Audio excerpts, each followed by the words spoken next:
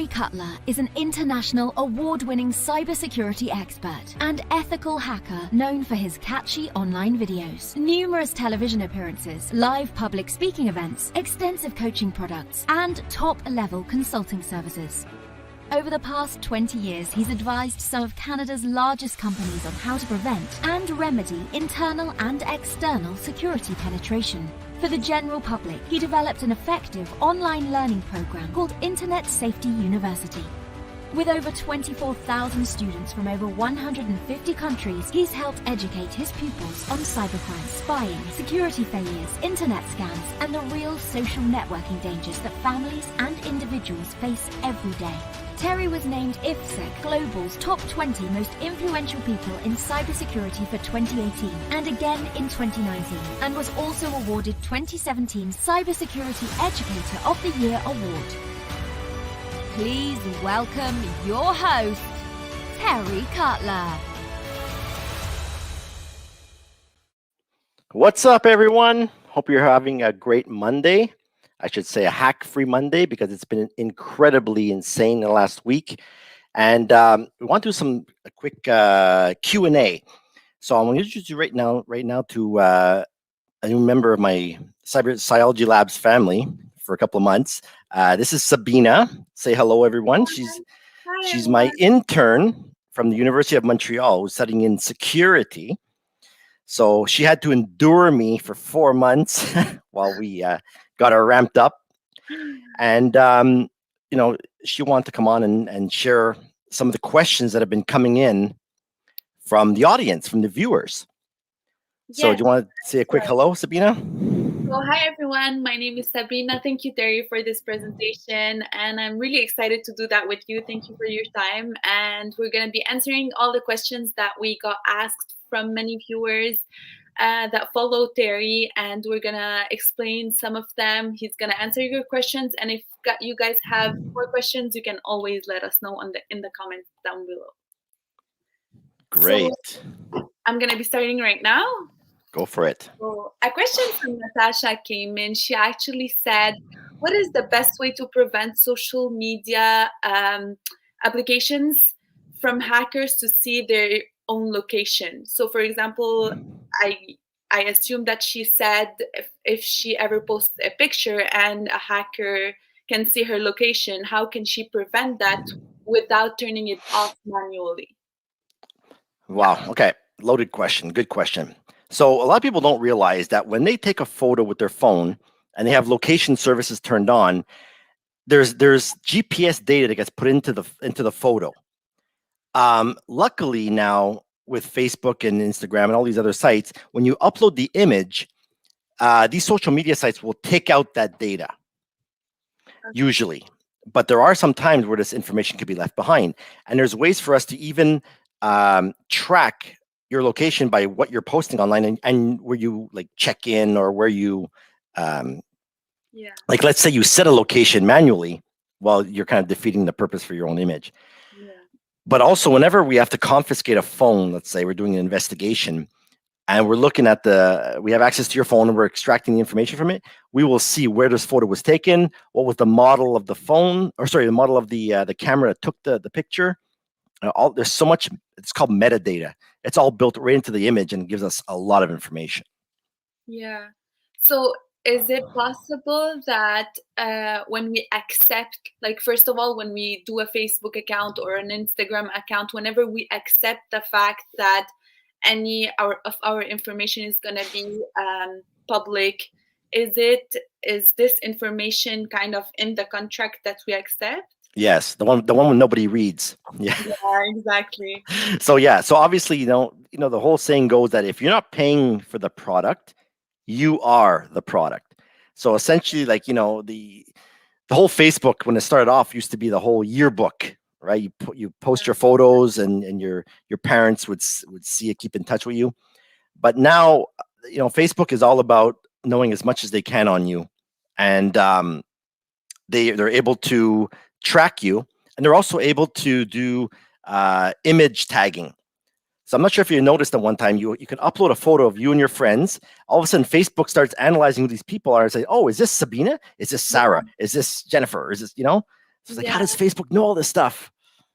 Yeah, exactly. Even on our iCloud, like on our own phone, it says, "Is this your family member?" Yeah, exactly. Yeah, but that's dangerous. I feel like a best way to keep track of that is to screenshot the picture before posting it as it is. So It's like, harder to do that. Yeah, it's obviously that's a bit safer because it's not the original image, but there'll actually be more GPS. There'll be as much GPS data in that image as well because you snapshot it on your phone, right? yeah, exactly. So here's a question that came in from Panos. Hey, Panos, man, how are you? So Panos and I go way back, and so he asks, how can one hack a troll? So for those of you who don't know what a troll is, it's basically these people that create the fake accounts and they start spreading rumors or start harassing you online and such. It's very, very difficult because of privacy laws. So here's what happens: is that a lot of harassment guys will use what's called a VPN to hide their tracks online. And say there was a way for me to find out maybe who this person was. Well, he might be coming from another country. Even though he's in Montreal, you can make it say he's coming from the US or from Turkey or wherever you want. So it's very, very, very hard. And it could also be very, very expensive. So unless you've actually lost a lot of money, it's not worth putting in the thousands of dollars it's going to take to actually find out who this person is. Yeah, that's for sure. Actually, here's a question for you, Sabina. Go ahead. What do you recommend for someone getting started in cybersecurity and infosec? This is actually this. You know what? I'm going to send this back to you because I want you to tell me your experience coming out of a 3-year program at the university and jumping into the world of cybersecurity. Yeah. First of all, I actually love it, but it's really different. It's more technical than I ever thought it would be. It's I would recommend to a person going into cybersecurity to be more like curious, to be more like to try to uh, so hard to go to bring every certificate, do every single course they know, like do podcasts, like look at podcasts. I would recommend that they just be noisy and like Did you found that you had the skills coming out of the school day one? no, I did not. I actually had I learned so much in my 3-4 month intern than I ever did in cyber at school. And yeah, this is why I tell everyone, if you ever want to go into cybersecurity, you have to be really curious. You have to like look forward to cybersecurity experts, follow them on LinkedIn, follow them on Facebook, watch their lives. Yeah, that's what I would say. So there's some stuff I'm helping in the industry right now where we're going to try and, people that want to change careers or somebody that just wants to get into cybersecurity from maybe he's already doing IT, but wants to get into cybersecurity. It's a completely different mindset, right? So a lot of people think that, I'm going to finish 3 years at McGill. Think they're going to come out making $100,000 a year. Yeah. And they find out that, well, you have some experience with that, some of your classmates, some of them were getting coffee all day, right? They weren't doing very, very much. So it's unfortunate, but you got to, it's a different, you got to be very curious. You got to be, and it's not a 9-to-5 job, right? So. No, exactly. It's really basic. What we learn is really general, and it touches every single aspect in security, but it doesn't really go further into cyber security. And I know it's upgrading every 2 months, 3 months, so it's important to go to stay updated and to know more about this technology. And it's important. I had a bit of a beef with the school. I'm like, these students are spending 3 years of their lives in university, and they're not even ready on day one. Like, what on earth is happening here? And there has to be a big overhaul. It can't be just teachers that are one chapter ahead of the students that's teaching this. It's got to come from industry experts that can get these students up and running and employable on day one. Yeah. So, but luckily for you that you're a very, very fast learner, and I gave you access to my content for a good month, and you, like a sponge, you absorbed everything. So I'm very happy with that. And thank you, Terry. so this question is pretty loaded. So this requires several parts to this question. Exactly. Another one came in from Patricia. Hey, Patricia, how are you? So the other day I received a text stating that I had a package stuck at the border. I just ordered a ton of stuff from Amazon, so I clicked the link. Then a text came in, and I started getting calls. Who's running these scams and want to gain access from me? Okay, so here's what happened recently. I'm not sure if you guys found out. You may have seen the news that 500 million usernames, passwords, emails, first name, last name, all this information came off of Facebook and came off of LinkedIn. So all of our phone numbers are available online now. So you might be starting to receive text messages, which will have links in it, and such. So the scams are about to get started. It's going to get really bad, I think, the next couple of weeks. Yeah. So this could be a sign of it.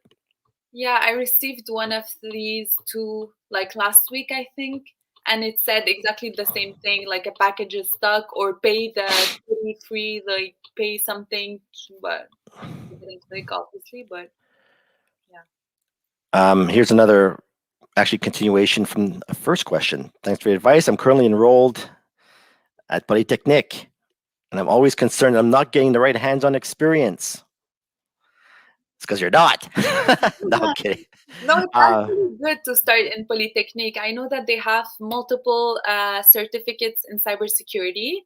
It's really difficult to have an intern because a lot of people ask for experience, and yeah. That's a challenge. Like, how do you have experience if you've never worked anywhere, and then if you don't, and a lot of jobs are asking for certification now, which Polytechnique and these guys don't offer it. Yeah, exactly. So, part of me wants to like dump all over the school system, saying, you know what, your Polytechnique certificate is not worth anything if you travel to the US, right? So if you have a certification like a CISSP or an offensive security or an ethical hacker certification or a SAN certification, these certificates are worldwide recognized. You can go anywhere in the world and these skills are transferable. Yeah. So I feel like to give an answer to the person, I would say continue to do any like CISSP, CH certificate, watch the videos, do the exams, and yeah. So and then sometimes they can say, well, how am I supposed to get experience if I don't have work experience, right? In some of the exams, they're like, for example, the offensive security exams. That exam is actually 24 hours long. So your job in this exam is to hack 20-something servers, and you're in a real life environment. And if you can pass that exam, you should be able to get a job on day one. In fact, people would be running to you. Yeah. With that exam, but it's one of the hardest in the world.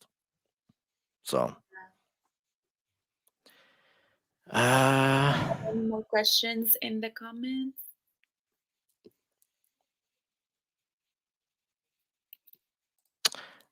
So my buddy Ken says, Master in Cybersecurity Plus, already CISSP is valuable, and the exam's taken without experience. Certification can happen after the job is obtained. He's absolutely right. Once you have the certification, not the bachelor's degree, but a certification, you have the competency skills to get started in a job. But it just really sucks that some of the students wasted 3 years, and then they have to still take another 6 months to a year to get certified. Yeah. It should have been mentioned from the start. Yeah, we have to have more courses in cyber. We have to have more technical courses, more like know about the applications like Multigo, Linux, Nestus. Yeah. Applications. Because for those of you on the that are watching that don't know, we actually have a shortage of almost 3 million personnel in our industry worldwide. 3 million cybersecurity people short. So there's not enough of us to protect these companies and these businesses from getting hacked. And our workload lately has been insane. So yeah, Exactly, especially during COVID, everyone is working from home. So Oh, that's the other thing too, right? So they're working from home, which means the individuals are not protected as well as behind yeah, their corporate firewall as they are at home. Now they're protected with their Best Buy router, yeah, and there's some crazy stuff happening now. exactly. Did you have any more questions on your side? I did. I'll continue with the other question that came in from Louis. He said, true or false, Facebook can collect your personal information if you do not have an account with them. It's true. A lot of people didn't know that. They can actually track you offline. So every time you interact with a share this content um, or visit a page for Facebook, there's a pixel gets brought down to your machine, and it can track you, Oh my and God. it can send you targeted ads. That's why sometimes you ever notice, like you go visit a product on Amazon, and then you go to Facebook, all of a sudden now Yeah. your ad is showing up there. Yeah. So it is actually possible. Like Oh even yeah. Instagram and other social media, even if for example, I don't have any LinkedIn account, and do they have my information They still? can find out your device ID, like what kind of device you use to go to visit that page, your IP address. So there'll be location services, and then eventually they can probably advertise to you in your location. Yeah. Yeah. That's dangerous. Huh? Here's a comment from Chris regarding your comment, Sabina. So Chris adds, as Sabina said, you have to be a self-learner if you walk into an interview and talk about your home security lab and the online course you've taken, the website used to learn about security, stay up to date, specific material that you've read about and the risks in the wild, someone will give you a chance. He's absolutely right. Yeah. You have to be nosy, exactly. You have to connect with every single cyber expert on LinkedIn, on Facebook, anywhere you can.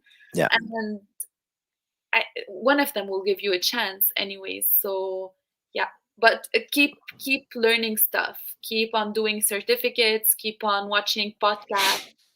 Yeah, that's what I have to say. So thank you, Chris, for this comment. I'll pass on the next question we have. When on Instagram or other social media platform, what do you allow your followers to see? For example, some of people are private. Are their followers are not allowed to see any of their pictures, any of their posts. What Yeah. do you allow your followers to see? Okay, that's a really hard question because a lot of people are trying to balance their security and their privacy. And if you're an entrepreneur, there's not too much you can really hide online, or else you can't do business properly. So if all your accounts are set to private, that means that you're going to have like 500 requests every week for people to be added, right? So it's a lot of manual work to add these people and then message them saying, how'd you find me, blah blah blah. So some of these things have to be set to public. Yeah. Because maybe somebody wants to learn more about you without having to contact you first. They want to do their research on you. And if they love what you're doing online, they're going to start following you and absorb all your content, and eventually they'll contact you. But without that, if you're private right away, it's they can't do that search for themselves. Yeah, but it's still kind of dangerous. What if like some of your family members tag you in a picture that is really private, for example, like a family picture, and you don't want anyone to know about your family members on your social media? That's kind of Yeah, you have to tell them not to tag you. But yeah, I could tell you a real story that happened to a guy that got in trouble at work. So what happened was he called in sick one day. He was on a night shift. He called in sick, and he ended up going to a concert with his friend, and his friend tagged him, and his boss was the other guy's connection. And then the next day, how'd you like the show? horrible. So you got to be careful when you tag somebody online. Yeah, that's bad. Okay, so I have one last question from Yasmin. She said, talking about Instagram, one of the questions was, this person has a private account and still found her Instagram profile picture on Google when she Googled her name. How so? And how can she prevent that? Oof. I don't know. Most likely, it was either uploaded from another site or Google crawled it, which means like it's able to go to Instagram and took a copy of the profile photo. That's usually one of the ways that can happen. Now, there is a way that people should be doing what's called Google image searches on themselves. Because what's happening now is that a lot of companies, or sorry, not a lot of companies, but a lot of Facebook and Instagram accounts are getting hacked right now. In fact, I should have shared my story. Maybe I'll share it on next Instagram or next live call, where somebody tried to imitate me, and they tried to scam somebody out of the Philippines, and somebody from the Philippines contacted me saying, "Hey, is this you?" I'm like, "Yeah, it's my photo, but not my name." And I find out that she was actually a student in my Internet Safety University program. So she was able to use those reverse image tactics to find out that I wasn't the person that was contacting her mother. Yeah. And possibly trying to scam them. So it's they should be able to do that search. I wonder if I can pull that off right now on the live. One What second. do people think when they use other people's pictures to put it on their profile? Like, what are they thinking? Yeah, they're trying to think that they're anonymous online, right? They think that because they're behind a computer screen that they can't be found. That's absolutely not true. Yeah. So Juan's mentioning here, hello, what are the cybersecurity areas with shortages of people, and what's the best pathway to follow? Great question. The biggest pathways right now, or the biggest challenges, is in ethical hacking and forensics, incident response. In fact, there is so many data breaches happening, especially last year. My November was a complete blur. I mean, we had so many breaches. That month went by so fast. If you're an expert in incident response and forensics, you are in high demand right now. Absolutely. So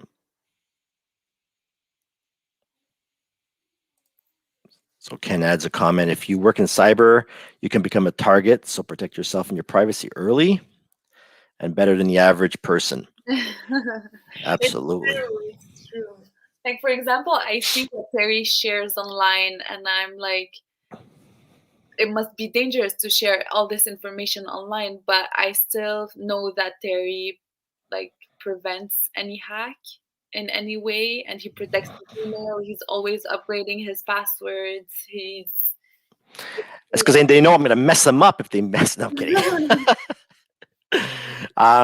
No, we could do a quick search here for. Maybe I can share my screen quickly for. Let's see if I could do something quick for the live audience here, because a lot of people don't know this tactic. In fact, it's pretty simple. So whenever I do live events, right, I ask the audience, so how many of you guys know how to use Google? Right? And they're all like, oh, Terry, you're such an idiot. Like, who doesn't know use Google, right? But then I ask them again, like, how many of you guys really know how to use Google? They're like, okay, so what do you mean? So let me just share my screen here for a second. I don't know if you guys can see this. So just simply go to google.com, okay? And what I'm going to do is I'm going to use my name for this demonstration, because the last time I used somebody else's name in a live event, inappropriate content showed up. Okay, so just use yours. So I didn't want to show this. So here's what I want you guys in the audience to do. A lot of times people already know about what they've posted online, but now they don't realize what other people have posted about them online. So in this simple example, I'll just type in my name, okay? Terry Cutler. And I get 4.3 million results. Now, I am not that popular, and this is way too much information to find out about somebody. Yeah. So do you know how you'd actually get a bit more granular in this search? You would put quotes around your name. What would happen here is that you're asking Google to look for exactly what's in between these quotes. Mhm. Because if you don't, it's going to look for Terry and the word Cutler as two separate searches. So now, if you notice, I dropped from 4.3 million to 12.6 thousand. Wow.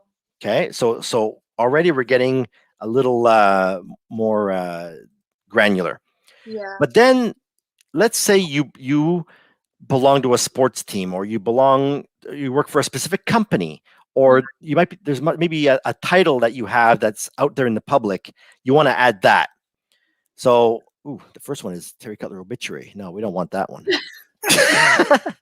So I'll just type in the word hacker as an example. Okay. So I dropped from 4.3 million to 12.6 thousand to under 4,000. Yeah. Okay. So we're getting even more granular now. But the issue I have is that I already know about terrycutler.com. I already know about Wikipedia. I already know about LinkedIn. I know about all these pages that are here. So most people don't know this trick, but you can actually type in, like, say, minus terrycutler.com.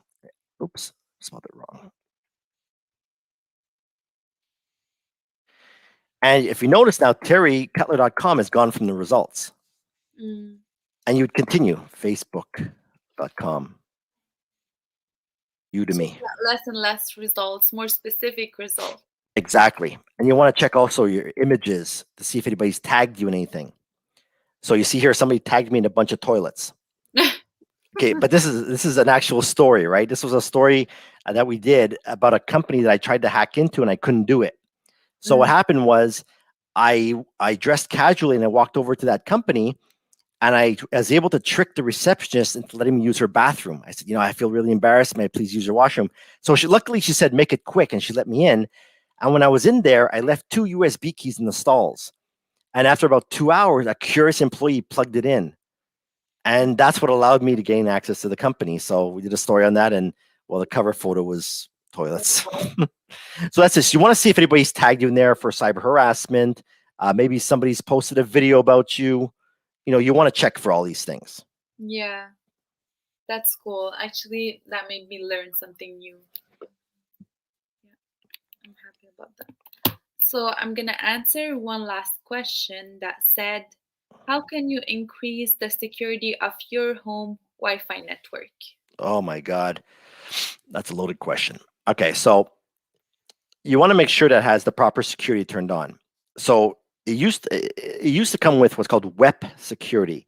When you had that feature turned on, that so-called security, it would take us about 90 seconds to crack your password. Mm. Now you want to use what's called AES 256. It's a stronger encryption. You also want to position your Wi-Fi router towards the middle of your home. So this way, when it broadcasts out, you're not going to get a large signal in the front of your house, in the parking lot, or across the street, Yeah. because somebody can show up with a laptop without you knowing and stay outside your house and start hacking on you. Yeah. I feel like So this person is asking this question because of COVID and everything that is happening nowadays. And yeah. So what's your best trick? Put your Wi-Fi, your router in the middle of the house? yeah, there's also a feature in there called remote access. Sometimes it's turned on, which means that you can be on the beach and log into your router and configure it, but so can the hackers, right? Yeah. So if you want to change your password from admin, a lot of people don't change that, especially if they have baby cams, the baby monitors, right? They keep admin and people are logging into the cameras and saying, using voices, and they're like, oh my God, someone's in my house, and freaking out. And yeah, it gets crazy. I wanted to share one more trick actually, because we mentioned about privacy, like when people are stealing each other's photos. Let me just share this quickly. So let's take, for example, this photo I have here on money.ca. You can right click on it and you'll see an option here for search Google for image. Mm. And you want to do this with all of your photos, especially. And it might be able to tell you where else this photo is being used. So in this case, it didn't find nothing, which I'm surprised. But let's try that again.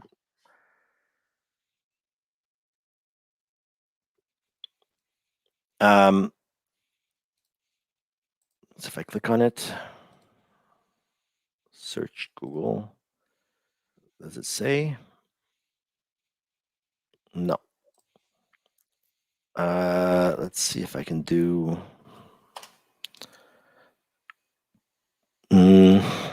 Okay, anyway, what's going to happen is if you right click on it and say search Google for this image, it could be because I'm in incognito mode, but it might also tell you where else this photo is being used.